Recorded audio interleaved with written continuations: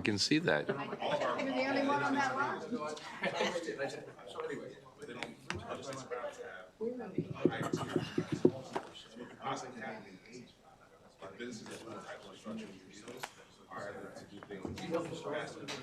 Hey, guys.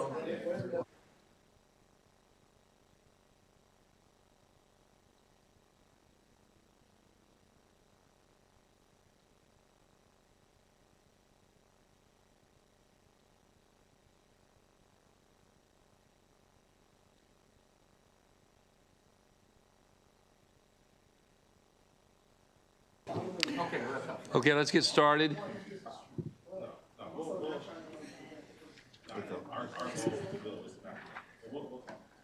Okay.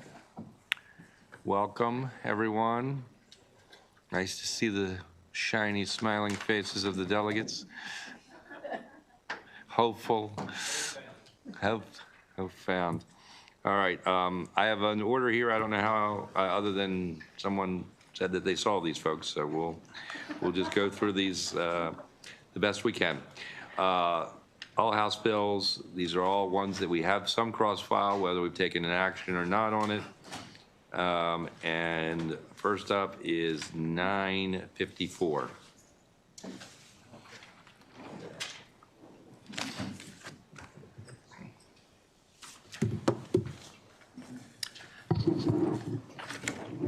Good afternoon, Chair, Vice Chair, committee members. For the record, Delegate Chris Adams here to present House Bill 954, titled State Finance and Procurement Retention Proceeds. This bill requires that undisputed retention proceeds on a state construction contract that are retained by the state agency or a contractor be paid within 90 days after substantial completion of a project as defined by the applicable contract or subcontract. So committee, I passed this same exact bill back in 2019 for private contracts under the real property article. And so I found it moderately more challenging to try to get it through on public works projects, which is what we're doing here today. I just want to share two brief comments and be glad to answer questions. When you read the real property article, they actually define retention proceeds as being monies earned but retained under the terms of a contract or subcontract. What I've learned is that under the state finance and procurement article, retainage is actually not defined. And so what I've found is some of the opposition or letters of concern have this tendency to view retainage as being something other than what I as a contractor believe it should be. Retainages are monies that you've earned, work that's been performed and is being held for the benefit of the owner in case something goes wrong, and that money is then applied toward or being held until work gets repaired. And so I just point to my second observation under the current law under state finance and procurement, which is to say that the state of Maryland, on top of the retainage, which I believe we have some problems, which is why the bill's here, is able to, with a 100% payment security and performance bond, protect themselves as the owner. They also can, in addition to retainage, withhold any amounts that they wish to hold that they believe secures the interests of the state. And finally, that the job of retainage it can only be correctly held if there's something wrong. All this bill is attempting to do, and would ask for your favorable report, is to start the clock. A 90-day clock should start at some point. My testimony is that this bill wouldn't be here if we didn't have a better understanding of when that clock starts. With the passage of this bill, you will say on undisputed amounts that the clock should start in that 90-day window. And with that, knowledgeable to the subject as a market participant and can answer questions if you wish. Questions?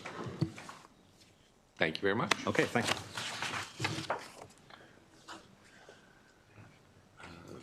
518, followed by 561. Thank you, Mr. Chair. Good afternoon, committee members. For the record, I'm Delegate Julie Polakovich-Carr here to present House Bill 518.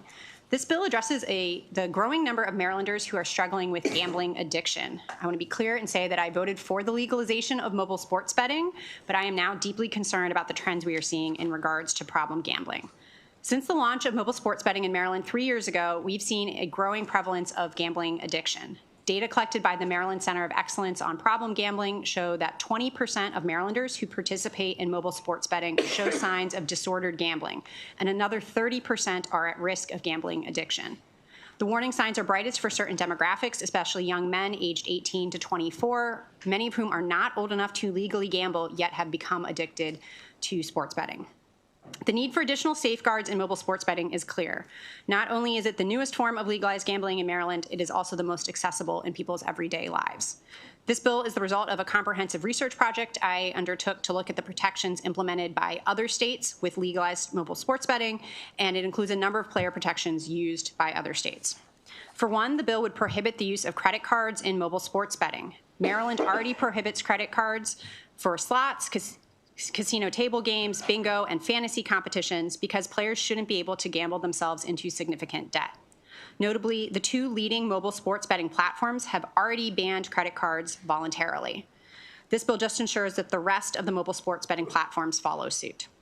The bill would also require people engaging in mobile sports betting to set their own limits for their play to help them game responsibly, for instance, setting a limit for their daily or weekly gaming. If a player wants to increase their dollar limit, they would then have to wait until the end of a mandatory cooling off period. These changes are safeguards to prevent compulsive gambling. Other player protections include prohibiting email marketing to a customer who suspended their account, as well as requiring more notification of the problem gambling hotline within the mobile sports betting platforms. The bill also requires the periodic re-verification of a player's identity to prevent underage players from using someone else's account. Lastly, the bill would codify lottery's existing policy that bans prop betting in college sports. In addition to these protections, the bill would make it easier for people who have a gambling problem to get treatment. Here in Maryland, we already offer free counseling and support services. This bill would automatically refer people who apply for the voluntary exclusion program for any type of gambling addiction to these free services unless they opt out. This was a recommendation from a Department of Legislative Services performance audit, and it's a recommendation that's supported by our Department of Health as well as the Maryland Center of Excellence on Problem Gambling. In conclusion, the bill is supported by a range of stakeholders who work in problem gambling and behavioral health, and it reflects the input of sports betting license holders. The bill passed the House unanimously. Collectively, the safeguards in this bill will make sports betting safer for Marylanders while allowing this industry to continue to operate and to generate revenues for our state. Thank you. Questions for the delegate? Okay. Take your next one, 561. Thank you, Mr. Chair. Again, for the record, Delegate Julie Polakovich-Carr for House Bill 561. This is an identical cross-file to Senator King's SB 467. The committee has already heard this bill and knows the important role that child care plays in enabling the parents of young children to be able to work. Child care providers are truly the workforce that supports our state's workforce. Yet this key industry is struggling. Since the pandemic, 1 in every 5 family child care providers permanently closed their business. Our state's child care workforce shrunk by 26% over just a 4-year period of time. And many of the child care providers who remain in business are genuinely struggling. On average, Maryland child care workers earn $34,000 a year, which is less than half the average wage in our state. Meanwhile, families pay more for child care than they do to send a student to college at the University of Maryland College Park. The Maryland Child Care Credential Program is a small but key piece in our child care ecosystem. For more than 20 years, the program effectively supported individual child care providers who go above and beyond state licensing requirements. The program reimburses for professional development training expenses and gives monetary bonuses to providers who further their education. And for just a few $millions a year, we actually are reaching 10,000 child care providers who are enhancing their knowledge and skills and providing higher quality early education for our youngest learners. Unfortunately, funding for this program lapsed in FY 2025, but thanks to the work of this committee, it was restored for FY 2026. We are now 9 months into the current fiscal year, and unfortunately, the program is still not fully operational. And that's because MSDE had to cancel their contract with their prior technology vendor. When the program funding got restored, go back out through the whole procurement process, get a new technology vendor. They've set that up now, but still dollars are not flowing to our child care providers. So really, this is just not a program that can easily be shut down and restarted, not without significant programmatic delays or some waste of taxpayer dollars. And I'll say my concerns for the future really are founded in the fact that this program was not included in the governor's budget request for fiscal year 2027. So we're really just hoping to prevent future disruptions to this program that is so key for supporting our state's workforce. Thank you. Had you made any changes to the fiscal note on this at all? No, it's identical to the version that you heard previously. Thank you. Any questions? Thank you all very much. Thank you. 1346.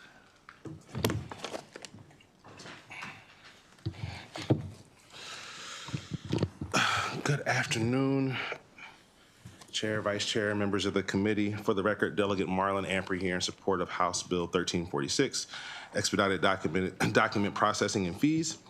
So HB 1346 changes how the State Department of Assessments and Taxation processes time-sensitive business filings by creating clear expedited processing options with defined timelines. Today, businesses, nonprofits, and legal professionals often face delays that can prevent them from opening or expanding a business, securing really important financing, executing contracts, remaining in good standing with the state, which is really important for verification for certain financings.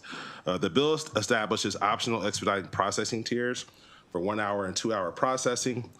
Importantly, expedited processing, to be clear, is not mandatory. So institutions can decide whether or not they want to pay for this expedited processing fee.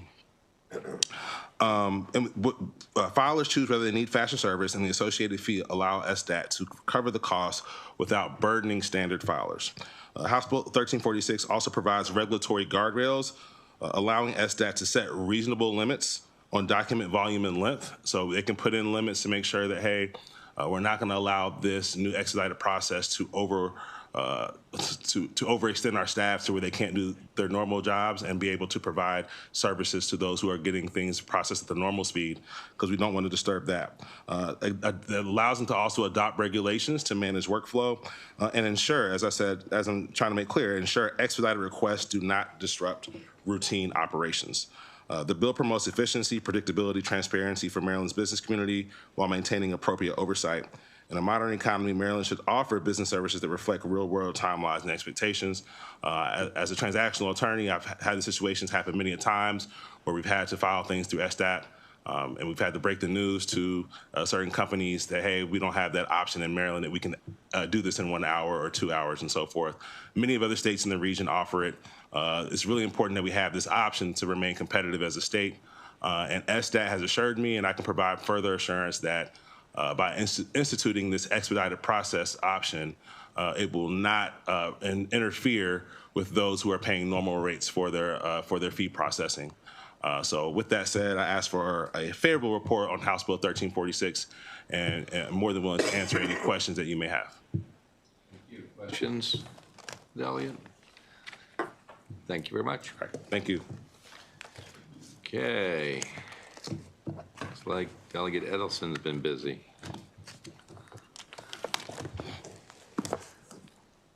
Uh, 437, we're pretty familiar with this bill. Just tell us if you've made some changes to that.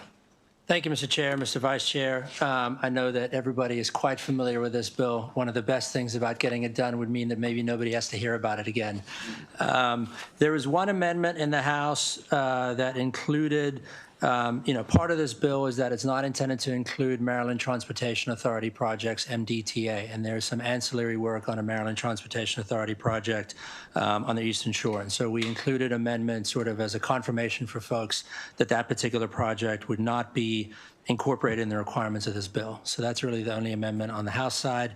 I know that this committee is considering amendments on the Senate side, and happy to be a part of that process in any way I can. Great. Questions? I've got a quick question, Mr. Yeah. What's the argument for excluding the MTA projects? The argument for excluding the MDTA projects is essentially that they really operate a different way from the rest of the modal units, right? They're non-budgeted, their funding comes in from a different way, and the focus for them is really simply on maintaining the facilities that the tolls go to, right? So the bridges and tunnels that they go to, the majority of what they do is that it's a maintenance capacity for work that they do. So the idea was you separate them out from the rest of the requirements under the bill. I would certainly be open to a discussion of including them, but that was where we landed on how the bill is right now. That assumption focuses on maintenance. I guess I'm thinking more longer term. If we go to expanding toll projects in the future, would the provision you added exclude them for new toll projects in the future? So the provision that we added is just on one specific project. Oh. So it essentially says this particular project, that I can read the language, it's Route 50 between 97 and Route 404. It's about an 11.5-mile project. So it's a specific project. Specific not the whole project agency. that's intended to be connected to the Bay Bridge Yeah, yeah. project. So, but no, this amendment doesn't exclude them entirely. It's just this I one see. Okay, particular that helps. project. Thank you. So, Thank you, Mr. Sure. 717, we're pretty familiar with this one, too. Yes, thank you, Mr. Chair, Mr. Vice Chair. For the record, Delegate Mark Edelson here on 717. This is the identical cross-file of Senator McCrae's 538, passed in the House in the same form. The only difference is that the Senate instituted a 5-year sunset. The House instituted a 3-year sunset. So I think that's something we could resolve in conference, but that's the only difference on the two bills. I don't think we need a conference on that. That too. Don't need that.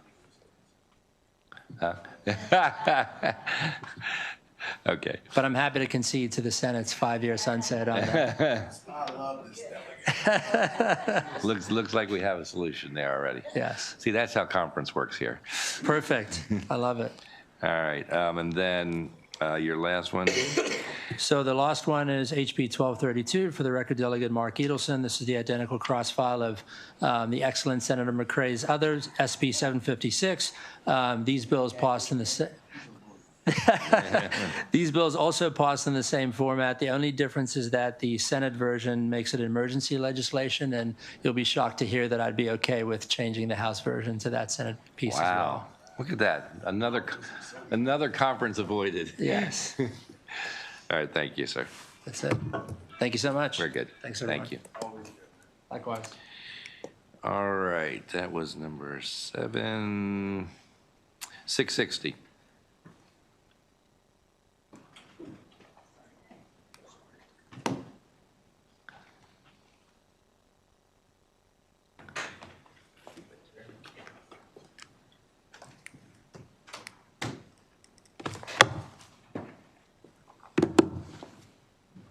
Good afternoon, committee. My name is Josh Paper, here representing Delegate Dana Jones to introduce House Bill 660, which minimally increases the funding for the State Library Resource Center over a period of 5 years. I first want to just make mention, because I know that the delegate would ask me to appreciate Senator King's work with her on this as the cross-file of the Senate bill. As you all know, SLRC is the State Library for Maryland. Working with libraries across the state, they provide cooperative, cost-effective resources and services for Maryland libraries and our constituents. I just want to go over some of those. That's okay, you don't need to do that. Yes, sir. Did you happen to change anything?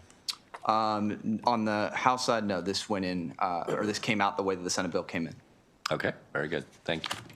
Any questions? Thank you. I guess I have to do this one. 953. Oh, that hurts my feelings. I don't. Good. You have feelings? They're deep. I Deep. keep them deeply submerged. That's what Quarterman taught me here in Annapolis. Keep everything under the surface. Good afternoon, Mr. Chair, Mr. Vice Chair, members of the committee. I'm glad I got to see Delegate Adelson's transit agenda. We have a great deal of fun with his accent in the House when he says transit. Now everyone says transit. So glad I got to see that the second time around. House Bill 953 is a bill that probably you haven't seen. You may have seen some variation of it. It is in response to the significant flooding event that occurred last year that many of you, I'm sure, are aware of in Allegheny and Garrett counties. And the reality that there simply was no way to pay for the monies. Governor Moore had $12 million in, which is hopefully going to be sufficient for the needs for those communities. And I'm very pleased that the Senate, in a bipartisan fashion, passed the budget that included those funds, and I intend to vote for them myself. This bill is not to solve that. That problem is already going to be addressed, but it's for the future.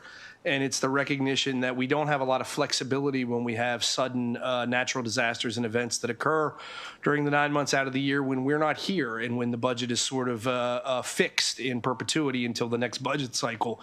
What it does is allow the governor, with the permission and consent through a publicly transparent process of the Board of Public Works, to transfer money from the rainy day fund into the state disaster recovery fund that was established if there is a need to spend those funds in excess of what the state disaster recovery fund has. The real reason for it is just that it's flexibility. The people of Westernport and the Georges Creek community, they're going to get things fixed now, thank God, through some additional funding at the state level. But they've had to deal with the problems and the sort of the flood mitigation measures for well over a year now, just because of the way the budget cycle works. If we had this measure in place, Governor Moore could have used it to potentially transfer those $12 million during last summer, last fall. The work would already be completed, and then we could backfill those monies into the rainy day fund through other measures this year. And so it's a measure that passed the House overwhelmingly, I think almost unanimously. And we hope that the committee strongly considers it because it'll work for all of your communities, for Ellicott City, Annapolis, Ocean City, City of Baltimore, places that have had similar problems over the years. This is a measure that will work to get state funding out quicker in a more transparent and reliable fashion.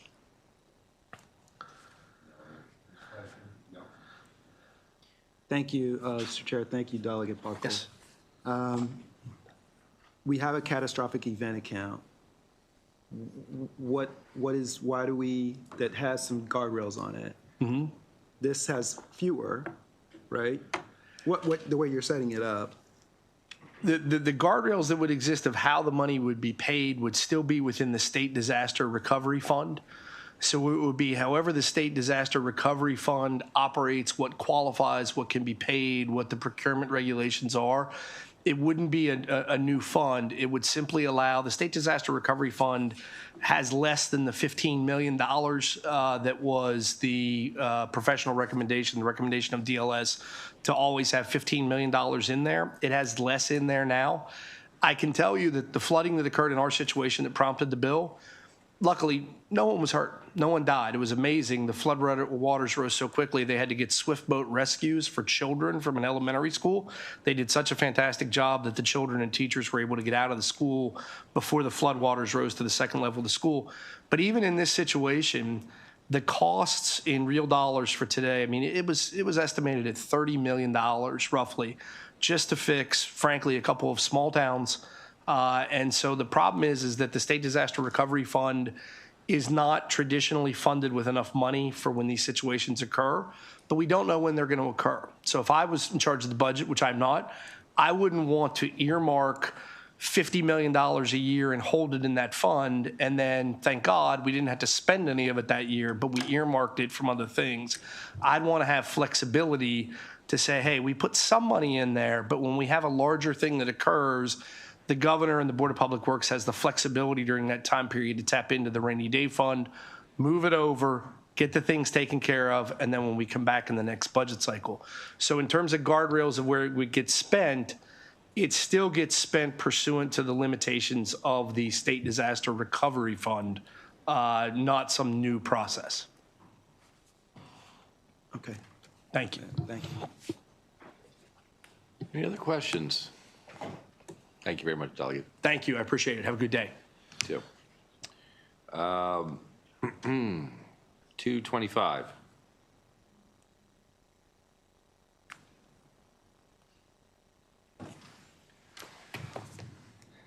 Good afternoon, Chair, Vice Chair, members of the committee. For the record, my name is Harrison Palmer, Chief of Staff for the Department of Agriculture. House Bill 225 is an agriculture departmental that simply extends the sunset of the Maryland Horse Industry Board to 2036. This program is vital to consumer protection in the equine industry. It's played a pivotal role in the governor's horse ecosystem strategic plan and continues to provide very necessary services to the department, but also our agricultural industry and consumer protection. So the language in the bill, like I said, only extends the sunset to 2036. No other amendments. Thank you. Questions? Thank you very much. Thank you. 261.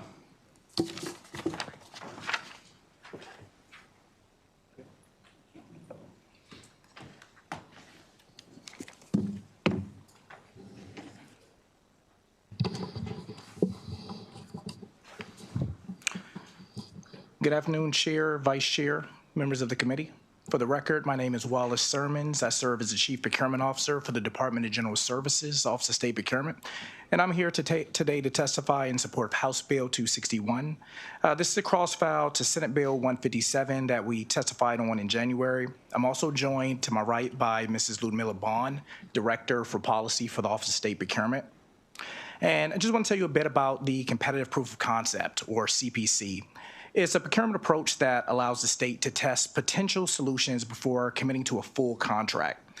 Agencies issue a solicitation focused on a problem to be solved.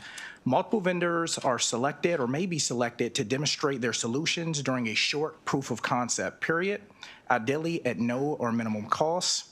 Based on those demonstrations, the state can determine whether one or more solutions should be implemented. While CPC was authorized in 2024, the statute does not allow the process to function as I just described. Currently, CPC is limited to the proof of concept phase and is not a standalone procurement method.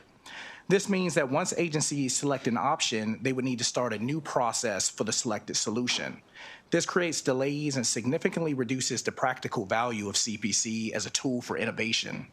For these reasons, the agencies that are interested in using CPC chose to use other procurement methods.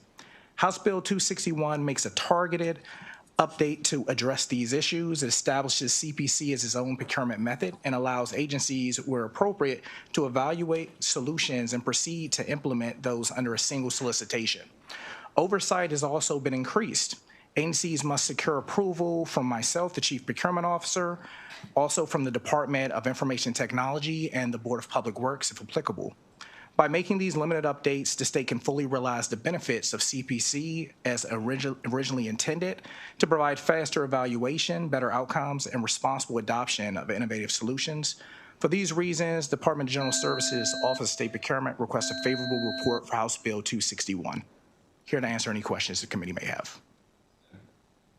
Give us some real-life examples. Yes, sir.